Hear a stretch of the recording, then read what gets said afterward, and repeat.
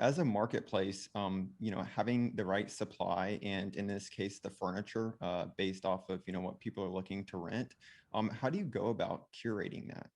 Yeah, that's a And good question. And by the way, having being a little bit less familiar, Mike, with this audience, and I know it's a growing community. I think marketplace, and I think kind of Amazon 3P sellers on their marketplace. It's worth noting that we actually have the direct relationship with all the suppliers in our context, and there's a really important reason for that. We looked at whether we could do a two-sided or a multi-sided marketplace at the beginning of this and say, could we take used furniture, refurbish that furniture and put it back into homes. Someone had actually tried that business model before us, raised money and returned it to the venture capital investors because they said it just can't be done. You can't keep the quality of furniture to be necessary to kind of turn these things around. A lot of people were acquiring furniture that no one was interested in. So how do you gather the data you need in order to decide it's worth you buying and holding this inventory? Other models have come later that have improved upon what was there at the time. Arguably, OfferUp probably has something similar to that with some of their practices. But in our case, when it came to supplier identification, because sustainability and subscription are inherent to our business model, we need things that can last multi-turns, right? So modularity is important, like spare parts programs are important. Durability is important, right? So some of our earliest vendors we were really excited about, like one of them, I'm not going to name check, but they had a cold rolled steel frame that could be dropped from like a 10-story building. You assume you see a sofa, it drops the whole way, the cushions would explode, the upholstery would tear across the seams, but the metal frame would be just fine, right? And this cold roll steel could last 100 years. So knowing that that was modular enough that we could buy cushions from them or we could buy replacement upholstery from them meant that we wouldn't have to completely like amortize or depreciate the entire piece of furniture. We could arguably just do parts of the furniture because we knew we could replace through spare parts. So if someone had a spare parts program or excess parts program, that was really important. The durability component, if it wasn't modular, is really important, right? So like, does it have and by the way, I'm far enough away from parts of the supply chain now that the nomenclature I used to have memorized are not top of mind for me anymore. But like, think of the density of foam. There's a point at which there's like a diminishing return. There's the opposite side. It's almost like thread count. When you go beyond a certain thread count, it actually doesn't make any difference. It's just a marketing ploy. Same with density. You go past a certain density with foam and it basically doesn't have any difference. But if you go the opposite direction, but that's when you get the divots that never seem to kind of rise back. So you need to get somewhere within that range. And so finding like durable cushions, this point being, this is where we went really deep in the logistics and supply chain side of things, and specifically supply chain was finding people, who were willing to do business with someone like us who had no operating history.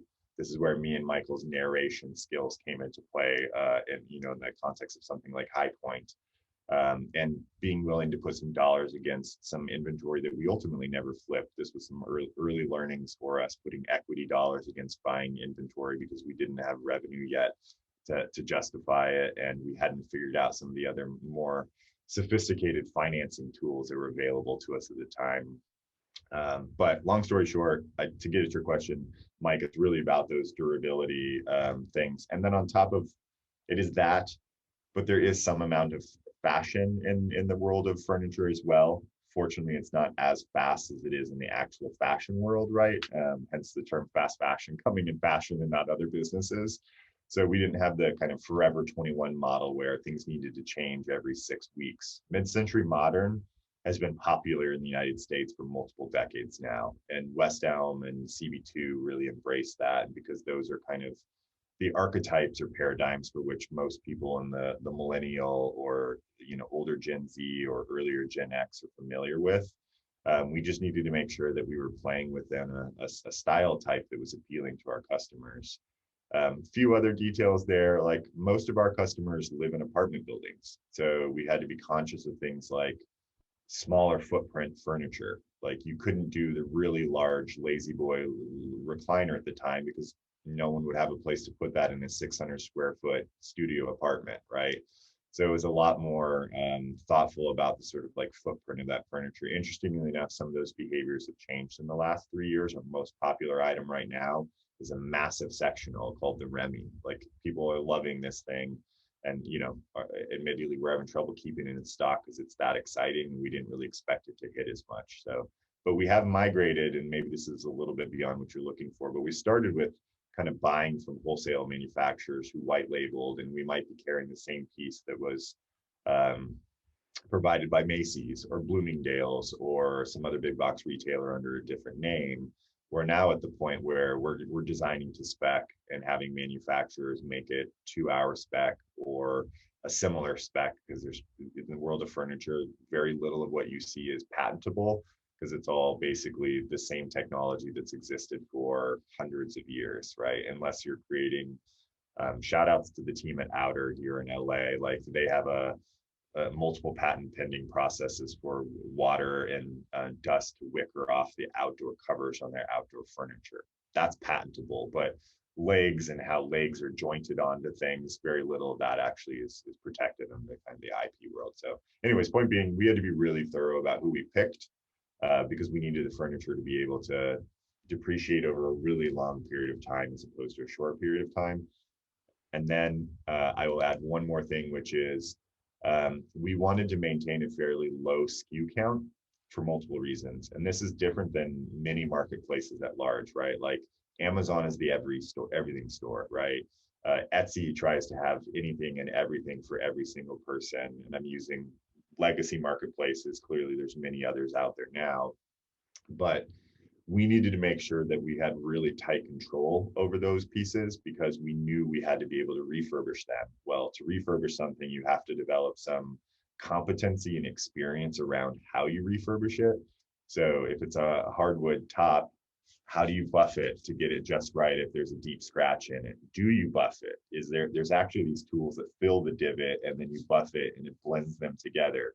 Again, pardon my language, but I don't know shit about this stuff, but I had to learn a lot of it really quickly with Michael in the early days. And so we had to maintain that tight SKU count. And then I'll share one other thing that's interesting probably for a marketplace audience, which we learned from our friend over at Wayfair, which was that there was almost an inverse correlation between the number of SKUs in a given category and how that category performed on like a per SKU basis, which kind of makes sense. I guess that's not an inverse correlation, but if you end up looking at, I don't know, your 1200th gray sofa, by that point, your eyes start glazing over. You've been clicking the next button page after page after page.